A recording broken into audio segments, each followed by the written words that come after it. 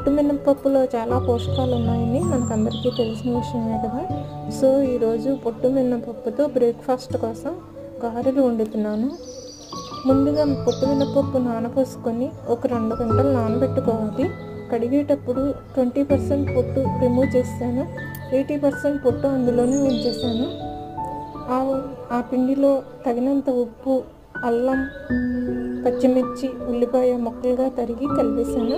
కొంచెం జీలకర్ర కూడా కలిపేసాను. ఆ పిండితో ఈ విధంగా గారెలు వండుతున్నాను. చూడండి ఎంత బాగా క్రిస్పీగా ఉడుకుతున్నాయి కదా. చూడండి ఎంత బాగా వచ్చాయో. ఈ పొట్టు మినపప్పులో కాల్షియం, ఫాస్ఫరస్ లాంటి ఖనిజాలు ఉండడం వల్ల ఎముకలు స్ట్రాంగ్ అవ్వడానికి ఉపయోగపడతాయి. ఇందులో ఉన్న పోషకాల వలన చర్మం ఆరోగ్యంగా, ప్రకాశవంతంగా ఉంటుంది. సో మినపప్పులో కాల్షియం, విటమిన్స్, ప్రోటీన్ సమృద్ధిగా ఉంటాయి. Please like, share and subscribe.